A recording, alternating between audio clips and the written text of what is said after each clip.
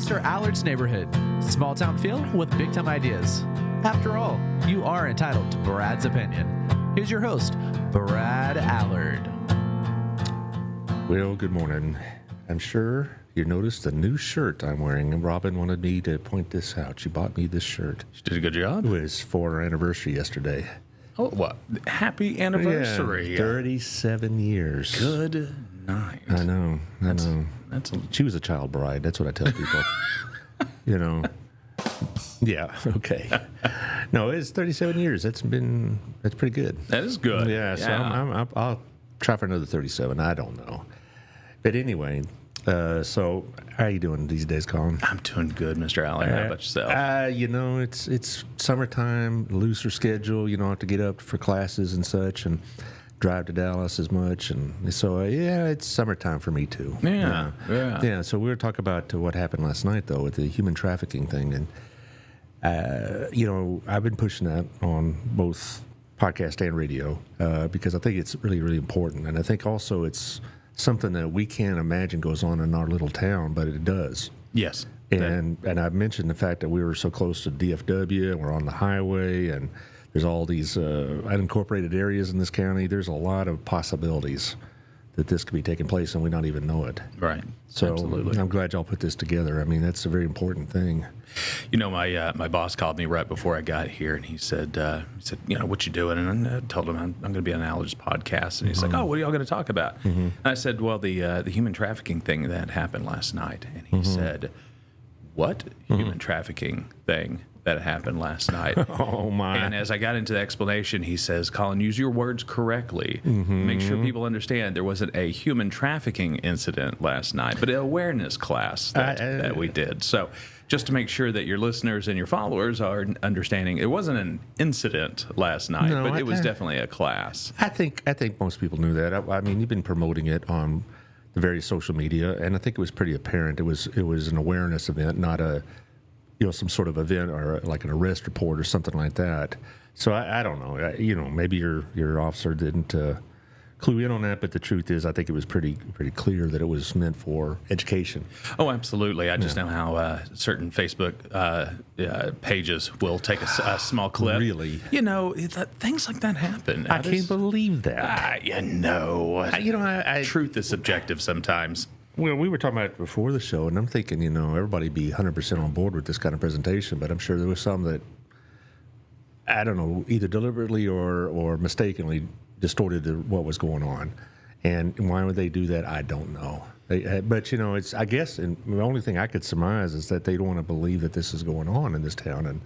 And I don't have any firsthand knowledge of a specific incident, but I've been told, not just by you, but other people that have been involved in this, like Tommy Grover, all right, and a couple other friends that when they retired from schools, they got involved in these organizations to try to prevent this, and they were very shocked at what was going on in this county as a whole. Right. And so if we think that we are exempt from something like that, we are sadly mistaken. So I think a lot of us, especially us longtime Burlesonites, we always have that thought process of the Burleson bubble, and it's not just a weather phenomenon. It's kind of like the world doesn't really exist outside of Burleson, right? And so bad things don't come here, and crime doesn't happen here, and why are we spending time and resources on things that don't happen in Burleson? But that we are still out in this world and out in the wilderness. You bet we are. Absolutely. So it's better for us to educate and hope never have to use. Than to be uneducated and fall for things that happen. Well, I'm going to go through the sponsors whom you will know and make this possible. And I think our sponsors really should get some credit, and not because they make this show possible, but they make awareness of these events possible. Right. Not just your police events, but also all the nonprofits and things like that. And so I would tell my vast listening audience, hey, there is a good reason why you want to support these people, because it isn't just food and other services are great, but they make it aware. I mean, I spend time on social media because I have to, but if I didn't, I probably wouldn't. And so I wouldn't probably even known about last night. And so there you go. But anyway, thank you, Otto, at our place as always. Everybody knows Otto. You've known him for years. Yeah, great guy. Yeah. Love me some Otto. Yeah, really. And then of course he's driven by his new place just right down the road from us here. Yeah. Our place too. It's kind of a miniature version of our place, and it's the same great food and service. I really do like Gina's Pizza. Yesterday I had my networking group, and it was my turn to do the presentation. Mm-hmm. It's about once a quarter it comes up. And we all give door prizes if you're the presenter, and I always give a Gina gift card. And that is a very popular thing, to say the least. I mean, they say, "All right, I want to win this raffle." It's one of my favorite places to eat is Gina's. I've seen you there twice, actually. Man, I tell you what, you probably, if you hung out there more often, you probably see me more often than that. Went there with an officer the other day, and we were eating, and we were talking about something that was happening on the Facebook page. And one of his employees overhears that I'm the guy that runs the Facebook, and she runs over to the table, and I kind of felt almost like I should put on sunglasses and get a bodyguard, because she's like, "Are you the guy that does the Facebook stuff?" And I'm like, "Yeah, that's me." And she looked at me and she goes, "Oh my gosh, I literally thought you were a Gen Z girl." And I was like, "I'm sorry, what?" She's like, "What? I mean, you talk about all the and I understand. And you do this and that." And I'm like, I feel like I'm well connected with this, with everything. So, so now I have this Gen Z girl persona that I try to, reflect on the face of books. So. Good luck with that. All right. Anyway, on to the next thing. Old Pro Roofing. Of course, John Williams, 817-734-2756. He's coming out tomorrow to inspect my roof. And it's not so much I have concerns that it's damaged, but we did have hail 2 weeks ago. And I don't think it was particularly serious, but I do it once a year because I don't want to find out all this damage is accumulated, because he'll tell you insurance companies are looking for ways quite often to not pay. Yeah, absolutely. Now, I'll say that's not in all cases, because mine is Texas Farm Bureau, and they were very good to me last June when I had a problem with a water flooding situation. So that's not it's not a blanket accusation, but he'll say some are harder to work with than others. Yeah. And you want to have somebody in your corner there. So 817-734-2756. It doesn't cost you anything to have them come out and take a look. So there you go. Also, Jeff Kelly, he's going to be on June 9th. We're going to talk about real estate and all this other stuff. I talked to a couple other real estate people, including him. Right. And he's doing pretty well. The others I know are, maintaining, but it's not like a boom market, even here in Burleson. Yeah. And there's a lot of reasons for that. But it's a better market here than it is in a lot of other places. A lot of other places are you can't move real estate. Here, you still got enough demand to kind of keep things moving forward because of where we are and what we're doing. He sells in Burleson. Godley is blowing up. Joshua is doing really well. Cleveland is expanding, particularly when they open up that Amazon Wish fulfillment plant. You know about that, right? It's going to be a big one. We drove past it, and good night. It looks like an airport. Yeah, it's a big one. And, it's huge. And so it's going to employ a lot of county people. Also, once that bakery down south of us gets up and running full time, it's going to employ a bunch of people. So there's people going to be moving into this area. And Jeff's going to talk about the rates, and he's going to talk about what's going on in real estate and on and on. So I look forward to that. Also, Hot Works, go get a workout, 11 different workouts. Tuesday. Yeah, that's it. I was talking about that big, beautiful bill that was passing through the House. Right. And part of that big, beautiful bill is they're going to allow you, if it passes, it's going to allow you to use your health savings accounts for workout facilities. Oh, great. You work out a lot. I do. Where do you work out? I work out at the Brick. So it's actually a city nicety. And so I don't really pay. I think I pay a few bucks. Well, if you went to, I don't know if this is going to work out as written, but if it does, you may be able to use your health savings accounts for facilities like this. We should do a Hot Works workout together. Yeah, I don't know. My idea of a Hot Works workout is this coffee right here. Anyway, but no, Michelle. Sounds like a good workout to me. Michelle is really knowledgeable about what you need. So you walk in there, I don't know what to do. She says, "What do you want?" So, "Well, I want to lose weight. I want to, build core strength, whatever." Right. And she'll tell you what you need. So there you go. Very cool. Also, Tiffany Jane, Local Life, will be coming out next week. I'm not sure what the cover is going to be, but we'll find out soon enough. 30,000 people get it, so we'll find out. And if you want to know what's going on today and you don't have an access to a copy for whatever reason, localftx.com will take you where you want to go. So it has a digital magazine, so to speak. And so it's got all this stuff. And, you're quite familiar with Tiffany, I'm sure. Oh, yeah, she's great. Friends. Yeah. She really does a good, she really does a good job. I mean, she really does. You look at the production value in their magazine, it's pretty nice. Yeah, absolutely. Also, my friend Cody's back on the beat. He's been on paternity leave since March. So he's back on it now with the Burleson Buzz. $50 a year is a pretty cheap way to keep up with what's going on. Absolutely. City council meetings, school board meetings, if you have some sort of local major event, I guess. I mean, who knows?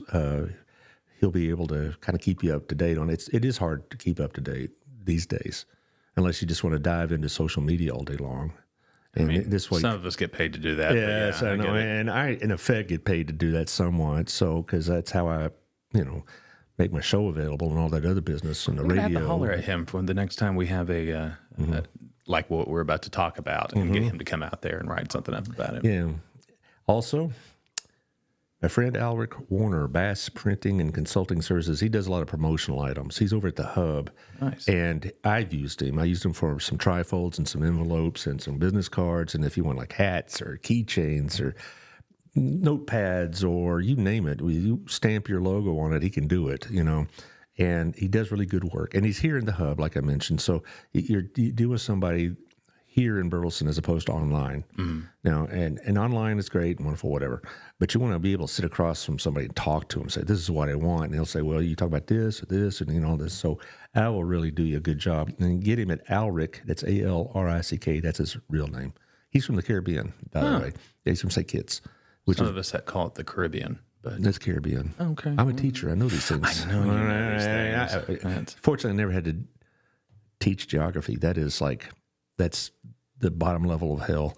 But anyway, Alrick, Alrick at bassprinting.com or at 817-616-8761.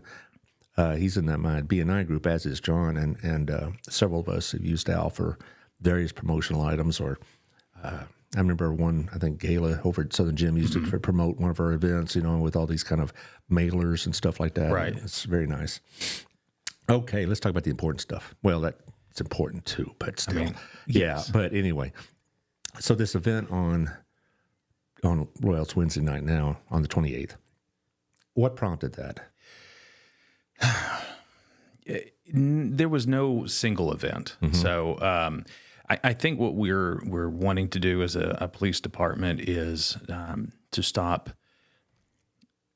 looking at a community and saying, what are some of the things that we need to talk about, but not addressing them, putting them just out on the social medias or get a pamphlet or something that you put out. We want more interaction, face to face, continuing education classes. The awareness classes, things that we can sit down and not only present information, but be able to have discussion about that same information. I think that's becoming a lot more important to us as a department. That's becoming a lot more needed in our community. I think we've done a really good job trying to get the information out. We never really just had the ability to find that connection. And now I think with a shift in the way that we've been doing things, we're getting out in the community a lot more. And that has helped tremendously find the needs that the community and the wants that the community have. And so this was something that one of our officers, Officer Vance Johnson, he headed this one up. Got a hold of Homeland Security, and then I think it was February, March timeframe this year, we held the first class. And Homeland Security came out. They taught a course about it, essentially just an awareness, getting to understand what human trafficking is, finding the definitions about it, and then talking about how to look for it anywhere, not just here in Burleson, but just out and about. So it was really good. We had a lot of people that after it was all said and done said, oh, I missed it. I really wish I would do it again. So we got a hold of Homeland Security, and they said, oh, no, we can come out as often as you want. Last night was highly attended. It was a real good packed house. Yeah. to the point that I think we'll probably have to move it from the library for the next one because we just kind of didn't have any space. Well, I'm sure either Pathway or First Baptist will offer for something such as this will be more glad to help. You know, I thought about going and I said, wait, it's May 28th. That's my anniversary. And I may not be the most romantic man in the world, but that doesn't sound like a real fun anniversary, way to spend an anniversary. You know, we're going to go out to dinner and talk about human trafficking. You know, good job after 37 years. So you finally learned. You finally learned. So I'll be at the next one, I'm sure. But the thing about it is, I'm glad you use the term human trafficking as opposed to just sex trafficking, because human trafficking is not just, I mean, it includes it, but it doesn't just include sex-related work. It's also, you know, slave labor. Correct. And or being involved in, you know, forced participation in criminal activities and things of that nature. So it's not, it's much broader than just, you know, I don't know, working at a, you know, strip joint or being a prostitute or whatever else, even though that does include it, of course. And, you know, so I'm glad that that term is used. I think we just don't want to kind of acknowledge that goes on here, but, you know, we got all this space out here in the county. You know, there's a lot of possibilities that it could be overlooked pretty easily. Right. Because our sheriff's department does the best they could, but they are understaffed, you know, and so they can't be everywhere in the county. And I don't know. I think people need to understand, because we're so close to DFW and close to the I-35, that we are a pretty nice little conduit for this kind of activity. Several years ago, I worked with this is before I joined the PD, but I worked with a church in Arlington who was really kind of trying to lead the discussion on human trafficking. And one of the statistics they had at the time was the I-35, I-20 corridor was the leading area in the nation where human trafficking was happening, because they would come up I-35, 20 takes you to either coast. In that one area, actually, the remember old Sam's parking lot when Sam's was right there off of 35 and 20. 35 and 20. Oh, yes, yes. Yeah, okay. that parking lot was known as one of the largest human trafficking spots in the nation. And so, to understand, for us that have been here for a while, that area is not far from where we're at right now. What, 10 miles? 10 miles. And that 35 has to come through Burleson. So, you know, if that statistic has changed, I don't know what the numbers are now, but the fact that only maybe 4 or 5 years ago that was the hub for human trafficking in the nation means that there were a lot of people coming through Burleson, maybe not stopping, maybe not just going through, but that's happening. And so to say that small area 10 miles to the north of us has no effect on our area here in Burleson. Of course it does. Absolutely. So, and that's the reason behind these classes. It's not, again, we're not pointing out a single incident. We're not saying, hey, this person over here, Jane Doe, was human trafficked, and because of that, it became an outcry here in Burleson, and now that's why we're having these classes. The classes, the awareness is coming because we have to teach about this, because with the digital age and the fact that one of the things that was taught in the class last night was the fact that it's not even on the dark web anymore, that you can just go online and find, you know, sex trafficking and stuff along those lines. Find prostitution online that you can pretty much order on websites and, you know, through classified ads. And if you know what you're looking for, you can easily do that. So if the digital age has opened us up through this type of thing anywhere here, even if that hub is not happening here in Burleson, it's coming into Burleson. Well, you know, this puts the lie to that idea that particularly prostitution is a victimless crime, because that's just not true. So in so many ways. And also we need to understand that we have this idea that human trafficking is always illegals being smuggled, and that's a big part of it, certainly. But some of these are, you know, homegrown American citizens are being trafficked. Yeah, absolutely. Right. So it's not all, you know, immigrants from Central America that are being exploited. We're talking about people here that were maybe born and raised in our neighborhoods that are, for whatever reason, got involved either through drug addiction or through unfortunate circumstances or whatever else. And now they find themselves in these kind of situations. And, you know, so it's not just all undocumented migrants that are being used as tools by these cartels.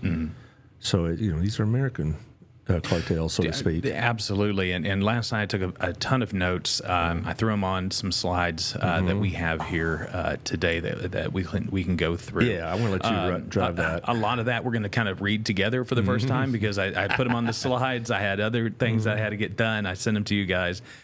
So hopefully it'll just jog my memory as we're talking about it. But yeah, let's throw that you first drive one the on. bus. By the way, we're going to be fairly explicit because this is also going on community radio at 6 tonight and 1 o'clock tomorrow. Absolutely. And so, I know they can't see the slides on the radio. You're right. And for those that are listening to this on the radio, there's nothing that these are just words on a slide, so you're not missing any pictures of anything. However, if you're okay with it, there are moments where I think that the discussion has to be adult. Yes, of course. So if you're little ears, not that we're going to just go. I don't think I don't have many kids that listen. I mean, young children. In the 5th, 6th, 7th grade. I mean, Allard's a big thing. Did you not know that? You got your whole Kerr Middle School, class that sets up and stays up late and listens to Allard on the. I'll go with that. But there's no point in talking in euphemisms. Gotcha. Yeah. Okay, so here's some of the facts that we were talking about last night, that sex trafficking is one of the fastest growing crimes in the United States. It's $150 billion a year global industry, and it's financially second to only drug trafficking. So one of the reasons they said last night that sex trafficking and human trafficking is on the rise so much is that financially, once you create a drug and you take a drug, the drug is gone. With a human trafficking or sex trafficking, that person can be used multiple times in a day, multiple times in a week, multiple times in a year. So your essential capital good is being used over and over and over, and it's not just a one-time type of thing, especially with drugs, because one of your pills could kill somebody and you lose a client. Whereas, with sex trafficking or human trafficking, that person just gets used over and over and over, and that and whoever is purchasing that service has the ability to change and to use a person multiple times. Let's put a pin on that about who uses these people, because we're thinking that maybe it's going to be nightclubs, strip joints, whatever. Right. But when we talk about human trafficking, we're also talking about slave labor. Somebody's hiring that slave labor. Absolutely. Yeah, and so we need to talk about their culpability in this as well, because. I would imagine human trafficking and drug trafficking are pretty closely tied together. Probably they're involved. The same groups are involved in the same thing. Yeah, I would assume that they kind of come hand in hand. I mean, all crime in essential, works together in the wrong way. So, I would assume that as you're trafficking human trafficking, you're probably smuggling drugs at the same time, and that all kind of falls together. So, Josh, you can go to the next one, please, sir. Okay, so one of the things they wanted to talk about last night, and you're right, we have to differentiate the difference between sex trafficking and human trafficking, but in that 150 billion, the large majority of that goes to sex work, and that's one of the things that we discussed last night, that there is an actual difference between sex work and sex trafficking. Sex work would be like what? Prostitution? Well, so yes and no. Okay. Something that we talked about last night with sex work is that someone who is in the sex work activity sometimes has a choice in this. So again, not trying to stay as ungraphic as possible, but you have workers that are in the pornography industry, right? And that's a choice. Some of them is a choice, right? And so for those that are working in that industry and have the actual ability to choose whether they're going to stay in that industry or not, we have to differentiate the difference between that and somebody who is forced into it. Yeah. And so sex trafficking involves force, fraud, coercion. It's involuntary or involves a minor, obviously, and they are a victim, where sex work can be victimless, and I use that with high quotation marks. Right, of course. Right. But that if a consenting adult is saying this is the type of job I want to do, like then dance at a club or something like that. Absolutely. If that's something they're wanting to do. Now, will that lead into something horrible down the line? Yes. Right. Absolutely. Yes. Absolutely. There's no good ending for I'm that. definitely not trying to sit here and promote sex work as something victimless and not an issue.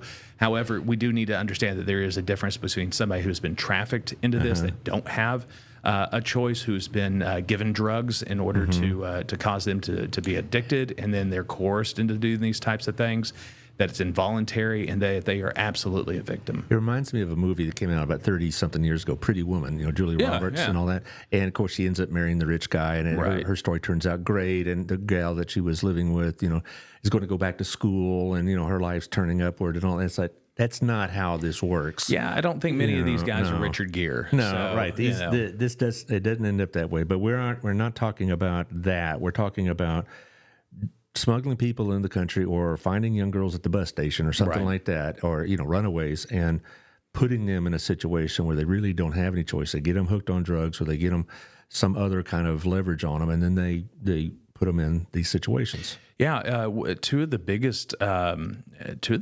victims that we discussed last night are foster children, because they are in the system, that they're probably not brought up in a loving, caring environment. Not saying that foster parents aren't loving and caring, but there are certain circumstances where the foster parent is doing this more as a job than they are. They get paid, yes. Yeah, exactly.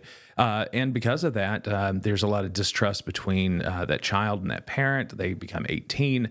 They're able to leave, and they go into the world without anybody there to back them up. And these traffickers swoop in, especially with young women. They swoop in and they start dating them. They start giving them everything they've ever wanted, phones and jewelry and clothes and cars and all the whole 9 yards. And they become essentially a relational pimp to them. And then all of a sudden it goes from how loving and caring this person is to, by the way, if you would just do me this one big favor, and I need you to go sleep with this guy, and I need you to do this, and I need you to do that. And then all of a sudden it stops becoming this loving, caring relationship, and it becomes violent. The person just literally turns them into a pimp. They start giving them drugs. They start, abusing them at home. And the whole time, this person has built this bond with that person. And so, in the midst of this change, that mentality is real difficult to understand, of why somebody who loves me so much would now cause me to want to do this. One of the agents that spoke last night said that there are many times that they'll do a bust, and as they're arresting the trafficked person, they're fighting them. They're fighting. Don't take me away from him. Don't take me away from him. I'm wanting to do this. I love him. Which, on an outside perspective, just looking from the outside and looking in, you would think, oh my gosh, you're being abused, you're being coerced, you're being taken advantage of, you're being sold, you're being forced into doing these types of things. Why would you not want to just run at whatever chance you have? But there's such a psychological draw in this, that kind of that Stockholm syndrome-esque type of idea that your abuser is the best thing for you, and it's real hard to break that emotional crux. What's the next one, Josh? Oh, that's a bunch of them. Yeah. Okay, so here's some of the indicators: the working and living conditions. So these are some of the things that you would see in a situation where somebody's being trafficked. They're under the age of 18, and they're involved in commercial sex acts. So again, we're kind of keeping on the topic of sex trafficking, because that was one of the main focuses last night. But you can move the work of commercial sex act to exactly what you're saying, forced labor. So somebody under the age of 18 who has probably run away from home. And these guys, they find them. They, give them the world. They give them a place to stay, and then they turn them into what this is. This person usually has a pimp or a manager. They're not free to come and go, so they're forced to stay. Slavery is essentially. They work long or unusual hours, not very normal. Now, we got a night shift at the police department that works from like 6 in the evening to 6 in the morning, and that's crazy enough to me. As far as the rookies go, is it? What? Yeah, if you're going to come over here, you're going to learn that midnight shift. That's every department's like that. Absolutely. You're not going to put your veterans have been there a long time on that deal. So, they work long and unusual hours. They're threatened with deportation or arrest. So that's one of the things that these pimps or these managers use, especially if they've been smuggled across the border, is a lot of the people that are leaving a life outside of the United States live in such a poverty-stricken area that even with the physical assault and the sex work, their life is better up here than it has been where they came from. And so that person uses that to their advantage to say, well, if I can't use you here, if you're no value to me, then I'm just going to send you back to where you came from. And it's almost one of those things that I'd rather be here in this horrible condition than back home in that horrible condition. Well, I was reading something about 6 months ago about some of the immigrant labor that goes on in our food processing plants, particularly in the Midwest. Mm-hmm. And is that considered to be human trafficking? Because it's not so much that these companies were contracting out with a manager of sorts, but they were still, it would fit a lot of these descriptions, high security, long hours, no breaks, whatever, low pay, if any, that kind of stuff. I would, not understanding the case in itself, but I would think that if you have a large contingency of people who have come across the border, who have been smuggled across the border, they're all working together, that there is some third party that is in control or access to this group, and whatever they're making is coming back to them, and that is essentially, without it being sex trafficked, that's still a pimp of sorts, because you're still selling people and not a goods or a product. So yeah, I mean, even though they may not be seen, or because a lot of these, they get done with these weird, crazy, long and unusual hours, and they all jump into a van, and then they're shipped back to an apartment or to a house, and that's what this article was talking about. Mattresses all across the floor, right? But again, I hate saying this because it hurts my heart. But even sleeping on a mattress on the floor, they have running water and they have indoor toilets, and they're coming from a place that doesn't have those amenities. They would rather work in this kind of slave labored type of thing than they would go back to where they're at. And so a lot of times, again, that threatening of deportation or arrest is something that these, we'll call them managers, use to threaten them into doing this type of labor. Mm-hmm.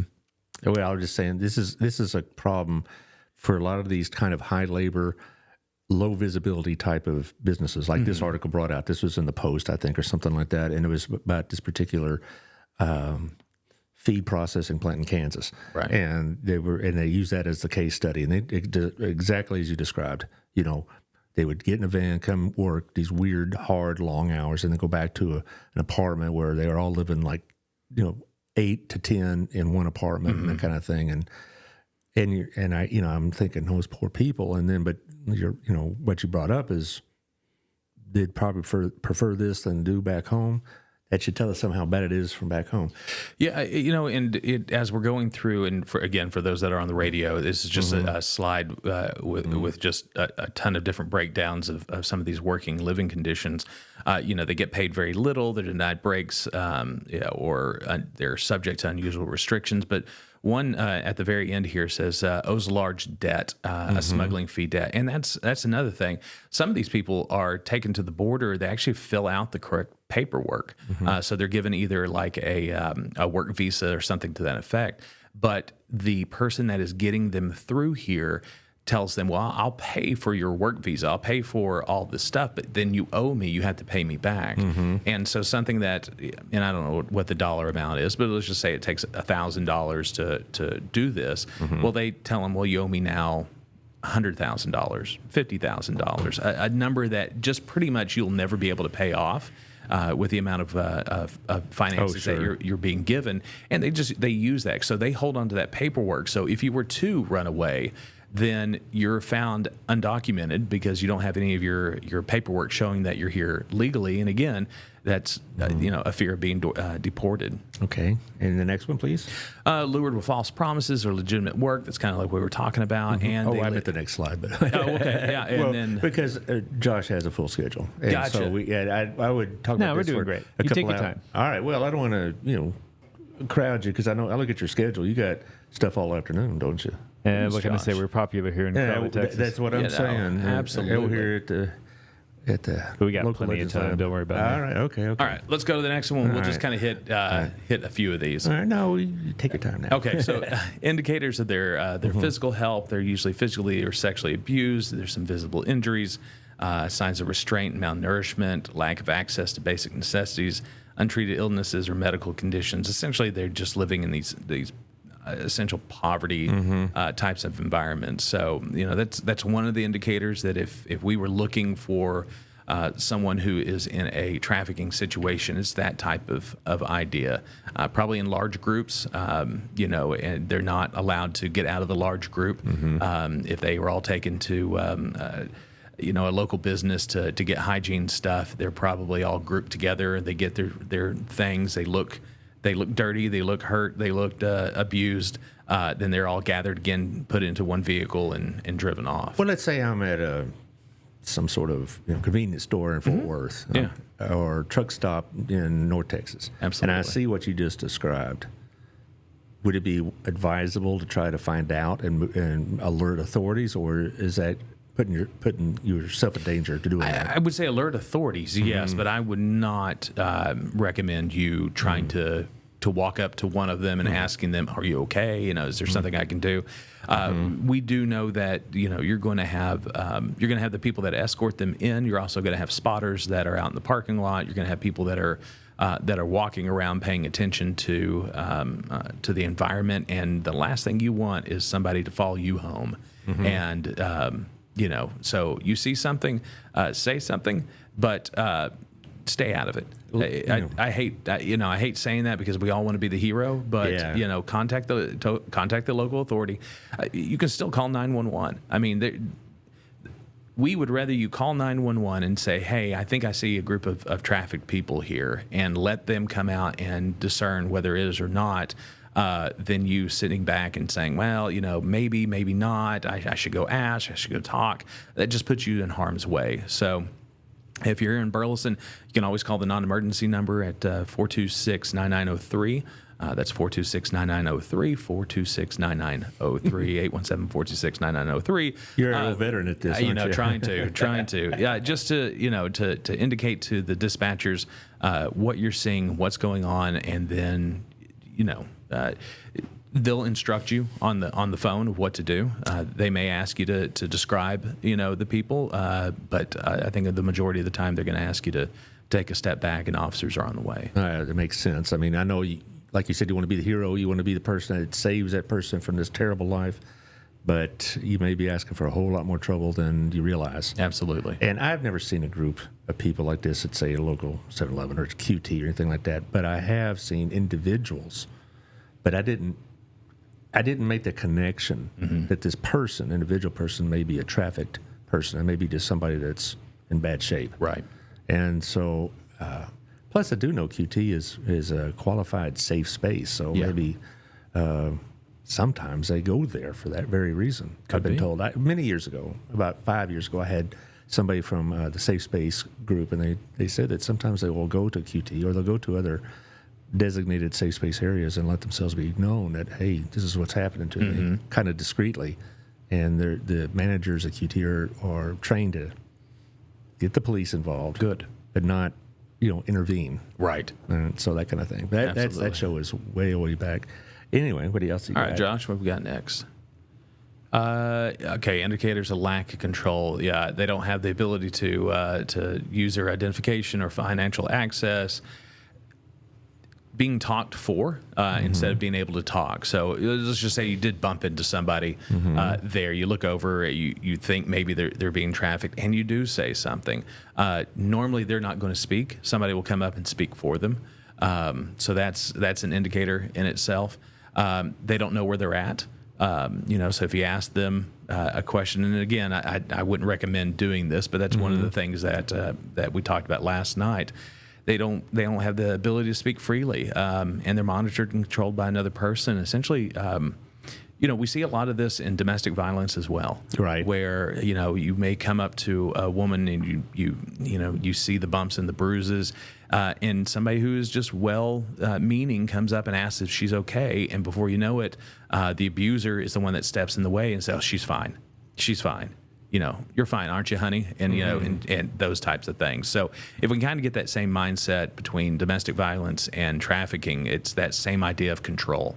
And an abuser will try to control the situation. So same way as a trafficker would. Well, let me bring up a scenario. I go to a local convenience store. I see a woman with bumps and bruises. I say, "Hey, are you okay?" And this guy jumps in and says, "Oh, she's fine." What should I do? Just wish her well, pray for her, or send him, okay, maybe there's something serious here. Should I call 911 and have an officer come out and just have him ask that kind of question? I don't think there's anything wrong with... If you call 911, it's an emergency situation. The police always have to report to it. I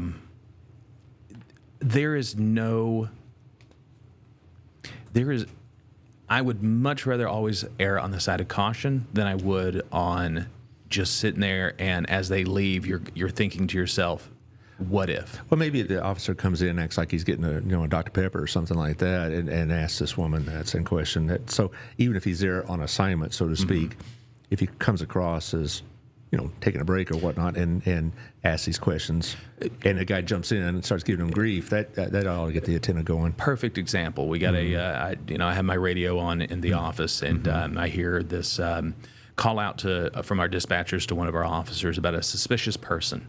And there was somebody walking around Target, and they were walking up to cars, and immediately what your mind thinks is checking doorknobs, trying to do something. And our officer goes out, they're dispatched to it. Somebody had called 911, said, "Hey, I see this person, and I think this is what they're doing."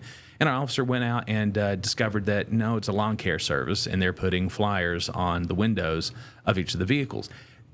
But that's figured out now. So it wasn't what you thought it may have been, but it didn't take our officer more than 15 seconds to go out there and check with the person. And then they told him, "Hey, you probably shouldn't be doing this out here. It's private property. If Target says you're not allowed to be here, you're going to have to leave." Nice and courteous to him, but it's that type of thing. If it could be that she's an MMA fighter and she really is just beat up, and that there's nothing wrong happening, but what if not? Well, plus the fact that, we shouldn't take the attitude, well, I don't want to annoy the officers. They'd much rather find it's a guy putting out lawn leaflets than something serious. Yeah, absolutely. Because that's to serve and protect, right? 100%. 100%. And abnormal behavior here. Yeah, so seeing somebody that's possibly trafficked they're gonna have that fear, anxious, or paranoia look. They avoid eye contact. They can't contact family or friends. They have restricted communication, like we just talked about. Claims of confusion about their location, inconsistent stories or timelines, and they show distress when law enforcement is mentioned. And some of these indicators are things that our officers would be asking if somebody was called in and said, "Hey, I think there's somebody here that's been trafficked." And an officer comes up and is able to talk to that person individually. These are some of the things that they're going to ask. Do you know where you're at? Do you know who this person is? Are you safe? If that person is avoiding eye contact, is that an indicator right off the bat? Are they nervous in front of law enforcement? There's plenty of indicators for us to recognize. Yeah. Josh, go ahead and hit the next one, sir. Let's see. Indicators of human trafficking. Again, highly controlling the victim, prevents access, speaks on behalf of them. Forces drug or alcohol use. That's one that they give. There was a story given last night where a young girl who had been, she was 13 or 14, if I remember how the story went, and she was sneaking out of the house, and it was another 13 or 14-year-old that actually was the pimp's girlfriend, and so she was the one that was recruiting girls. And the story had gone that when they got this girl, they drug her into a vehicle, drove down the road, switched vehicles, drove down the road, switched vehicles.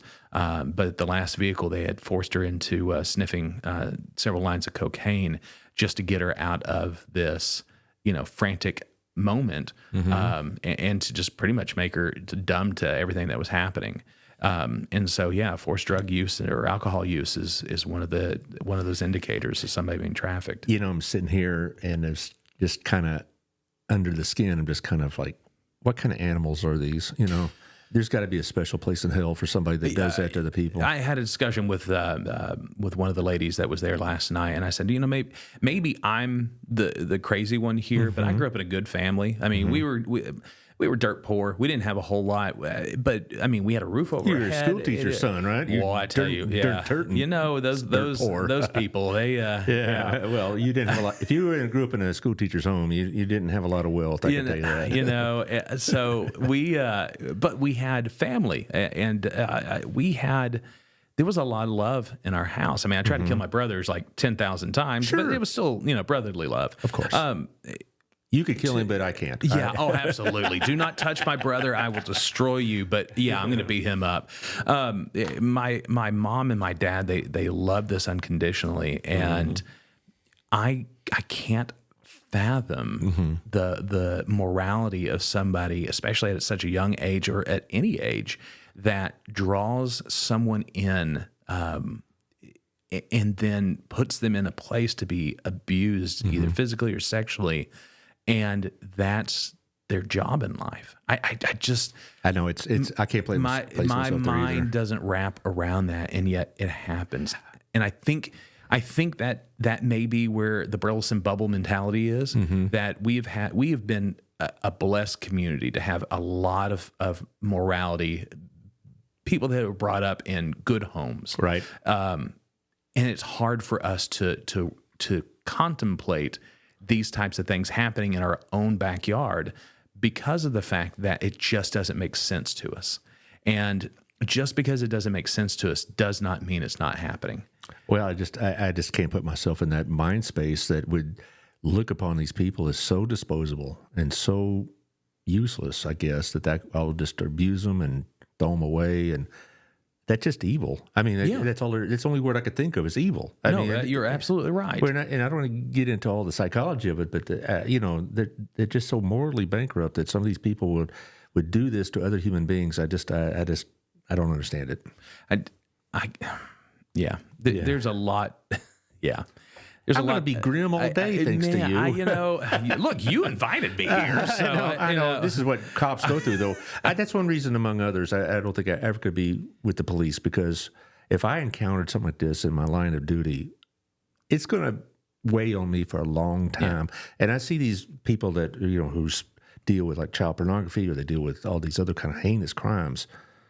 I mean, that's their job. Yeah. I don't see how they're not in serious rehab, emotional rehab every day. I've been with BPD for about 18 months, and I will say the first 6, I did not get it. I just could not understand the culture, because they were so guarded and they're so withdrawn sometimes, and it didn't make sense to me, because I'm an outgoing person and I'm everything in this world is good to go.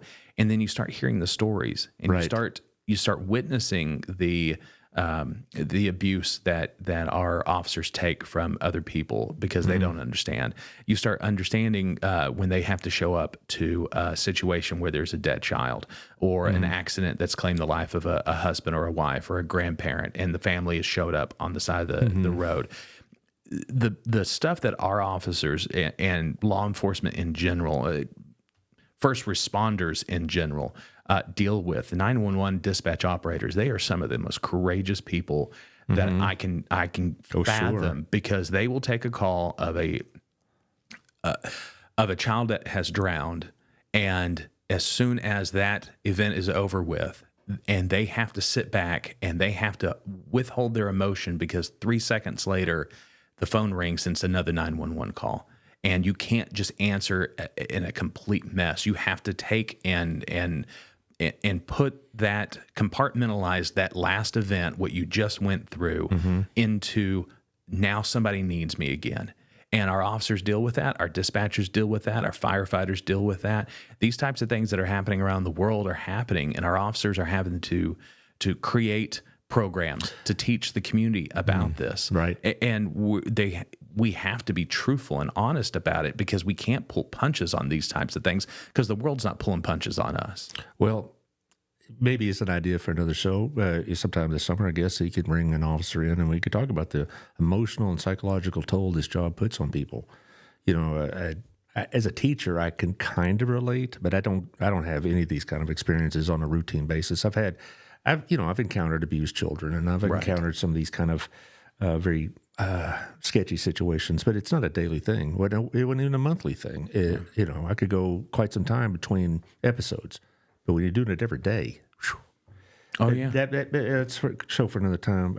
I think there's one more slide. Yeah. Oh, there's a bunch of slides. Well, this one is how to protect young adults, and this is the slide I think that it's the best to end on, and it's a good shout out to parents, especially right now with summer happening. So let's go through these just real fast and. Let's see. Know who your kids are talking to online. You need to monitor their online behavior and offline behavior. You need to set clear internet use expectations. You need to set up guidelines. You can't just give them a phone, a tablet, a video game system, and then just willy-nilly let them access the world. You need to offer support and problem solving together. I'm a big advocate for good, strong parenting, but at the same time, there's times that you just keep the lines of communication open. You talk to them. You don't have to berate them and say, I can't believe you're so stupid that you'd fall for something like this.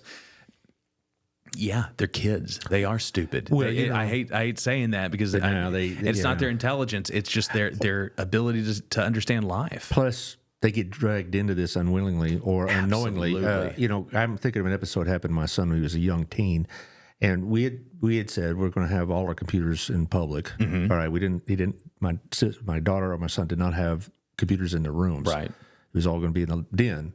And I said, anytime you access anything other than school related stuff, right, let us know. And he got on a game that was sponsored by a well-known product. Okay, and it wasn't so much the website; it was hackers that got into it. And he comes to me and says, "This guy wants me to contact him." And I said, "Shut that game down right now." Yeah. Scared the hell out of my son. Yeah, but I was glad he did that. Because, he comes up and says, this guy wants to talk. And I go, out. Yeah. And see, it was the website itself was pretty benign. Like I said, it was sponsored by a well-known product. It was designed to be kind of like a Candy Crush type game with their product. And somebody hacked into the system. Yeah. And I remember, hearing about it much later that they had to shut the whole thing down. Just imagine your favorite magician you've ever seen in your entire life. They do sleight of hand amazingly. If you slow it down frame by frame by frame, you will see the little nuances that they do in order to hide the cards. These are magicians online. They know the exact thing to get you to think it's one thing and it's actually another. They have the best ability to hide who they truly are and make you think that you're an 11-year-old boy that just wants to hang out online and do things. And it's a 50-year-old guy in South Africa. They have the greatest tools and ability because they've been doing this forever. And they have an endless supply of kids to work on. Yeah. So I don't think this was a rogue website. I think it really was sponsored by the company. It just somebody broke into the system. You don't even have to break into the system. You just have to log on to those things and have a conversation with somebody. Right. Prepare them for harmful content and exposure. So just exactly what you're talking about with your son. The fact that he came to you to tell you is a huge thing. Yes, it was. Create a trust and support system. Kind of goes back again to what you were saying. Encourage sharing of difficult peer situations. Having your kids have the ability to feel free to come to you to talk about something they saw, they heard, they felt online. Your kids will have that distinct thought of is this right or is this not? Now, if they make the right choice or not is dependent, but they definitely need to have that understanding that they can come to you about it. Teach what healthy relationships look like 100,000%. I got a 9-year-old daughter, and that is one of the biggest things as a father that I need to do is teach her what healthy relationships look like between my wife and myself, and showing her that dad loves her, and that this is that a man should treat you correctly. Well, there's a lot of families that man is not present in their life, and that's one of the sad, unfortunate things. And so one of the things that fell upon me as a teacher was to kind of be aware of this. Now, there is a line I couldn't cross. I couldn't be that father. I couldn't, but I could be cognizant of this situation. And if I saw danger signs, that's when I would go to the counselors or administrators. I would say in my career, it was like 30 years. I probably happened about 7 or 8 times at CPS. I had to get involved, but and almost always there was some male abusing a female, and almost always there was no dad in the scene of any kind. So, and the last one is advise never include face or identifiable marks in photos. That's hard to do. This one was, I wrote it this way because I didn't want to write the way it was expressed, but the way it was talked about is young people that are sending nude photos back and forth. And again, I am not internet. Listen to the words that are coming out of my mouth. I am not saying this is the right thing to do. I am not saying this is even legal to do. But one of the things that they had mentioned is if your child were to send something of themselves to someone else, they should never have their face in the photo. As horrible as what they are doing, that goes on the internet, that face is there forever. And you do not want something that is going to be recognizable to the world to see you when you're 30 or 40 years old, that at 14 you took this nude photo of yourself and people can see your face in it, and that's on the internet for everybody to see. Every time you go to do a job application and they Google your name, something like that pops up. Let's stop it in the butt and say, don't do those things to begin with. Right. But if that is something that your teen has done before and is susceptible to doing it again, isn't that just like that's the worst slide that I've got in this whole entire thing. That is something that we have to teach our kids, that if they're sending bad nude photos, make sure your face is not in it so you're not recognizable when you're older. I'm thinking about a story about 20 years ago where this is the only time it happened in my career where somebody did that, and she basically had to change schools. Yeah. All right. And it was stupid, but she thought she was doing it just a kind of innocent joke. And of course it was shared, and this was in the earlier days of cell phones. Right. So, and stuff like that. So, but she, in effect, left town. Well, and when we have the victims assistance posters that we've talked about multiple times, one of the things on the little back wall that we wrote is technological. There's technological abuse where you have two people, and let's just say they're consenting adults. So it make it a whole lot easier on my mindset right now. But two consenting adults sending pictures back and forth between each other, and then those two consenting adults break up. And then that person's like, hey, you know what? If you don't do this, or you don't, say these things, and don't talk about me, or I'm going to send these photos. Revenge porn, right? 100%. Yeah. 100%. And it only complicates it more when it's minors, because now it's an illegal activity. But also you get kids that just don't understand this world. Yeah. Well, now I feel very invigorated. What a great episode. I can't wait to be back next time. Yeah, but go ahead and run the radio ads. I contacted my friend Rich Hooper over at The Journey, and he's on vacation now, but he's promoting this show. So people in his listening orbit at the 88.3 The Journey, which my wife loves, it's a great station. It is. They're going to promote this show because it's really important. I usually don't have them promote my rant shows like I did Tuesday, because that's something separate. But usually on the shows I think are public service like this one, they'll be glad to promote it. So he'll be directing people hopefully to either YouTube or Facebook, or I don't know about the radio station so much, but primarily to the visuals. Also, like I mentioned on community radio tonight, this will be on at 6 o'clock, and also at 1 o'clock tomorrow. And I'm going to push the heck out of this show, and you're going to share it with your podcast platform. It's a police one, right? Yes. Primarily. Yeah. I saw the one he did with Amber Case. Yeah. And y'all were very gracious in allowing me to put it on the radio station. Yes, I appreciate that.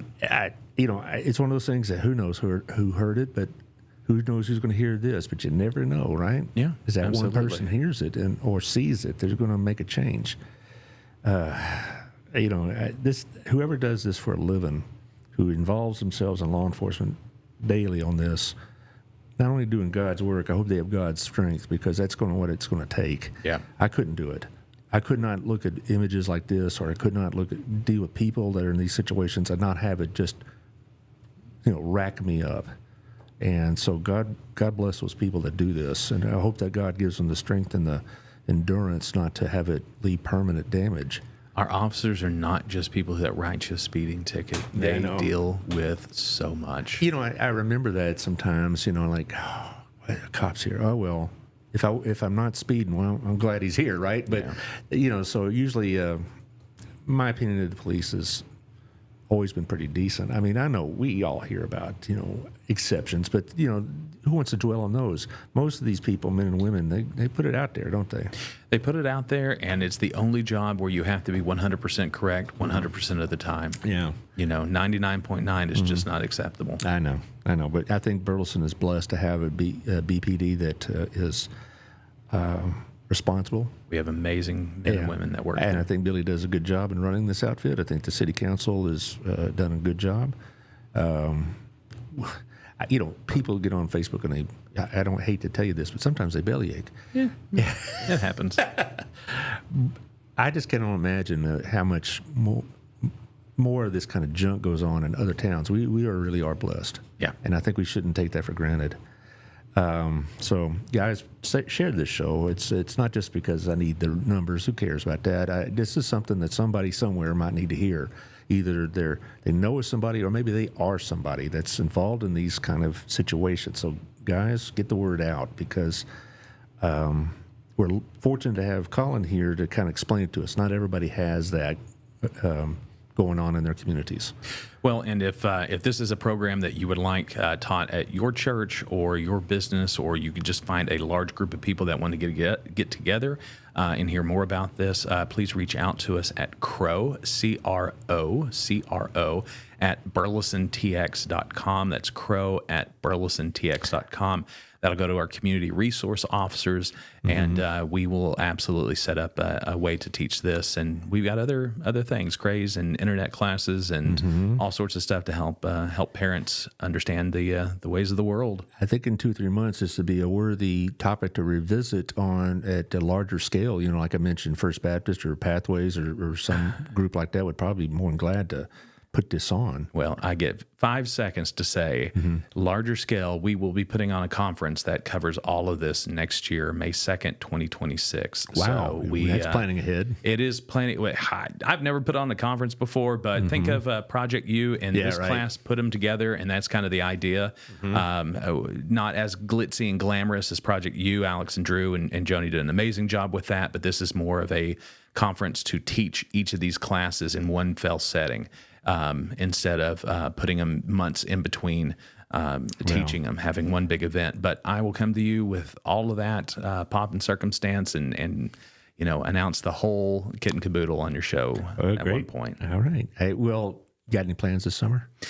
I'm busy. I'm literally leaving here to drive to the police academy to do acting. The new recruits that are being taught there need real life situations, and so we go over there and we act like bad guys or good guys or innocent people or who knows what we're going to be, but we're going to be there all night long with our acting chops on. Do you hear that, Martin Scorsese? I know he listens. Yeah, he does. He does. I'm bringing out the thespian in me. So, internet, I like remember what I going said. Vacation, going to Hawaii. Because I know you'll see your son, right? He is in Japan right now. Well, so that's even better. I'd love to go visit him, but he is all over the world. So good for him. Yeah. He's in Okinawa? He's in Okinawa. Right now. They're shipping out to go somewhere else here. Well, that's the life of a Marine, isn't it? Hoorah, Semper Fi. Except I still got to bring this up. When we were at the chamber event, I started talking about my diabetes regimen. I had to poke my finger occasionally, and you're like, "Oh, I don't want to do that." I'm like, "You're a Marine." Who wants to? I also hate the little thing that blows in your eye when you go get your eye examined. But you're like a tough guy. Yes, right? yes. I don't mind shooting rounds down range and getting in muddy holes, but look, I don't want my finger pricked. And, I'm also 47, so those years of Hoorah Marine Corps, I'm more of a laid back veteran at this point. Speaking of Marines, next Thursday, Jack Matson's going to be on the show. Yeah, good old Jack. And he's Mr. Mustache. Yes, sir. And he's going to be talking about another event, another charity he's involved in that raises money for wheelchairs for children who can't afford it. I mean, like motorized wheelchairs. Right. So he'll be on Thursday. So it's a nice little segue there. Also on Monday, I'm going to have Melissa on with the chamber. Nice. And she's going to talk about all the good stuff that went on this past weekend. And they also have a golf tournament coming up. I believe, if I remember right, it's going to be on the 7th, but she'll straighten me out on that. There may be a few officers out at that golf tournament. I wouldn't doubt it. I wouldn't doubt it. So anyway, so chamber on Monday, Jack on Thursday. It's another full week. Thank you, Josh, for being so quick on the Thanks, slides. Josh. Every time. Hope we didn't crowd your schedule. I know I'm looking at your schedule. You got 3 more shows to do You're today. a popular man. Nah, it's all good. Okay. All right. And thank you all. Thank you, Collin. Yes, and, sir. We'll see y'all later. See ya.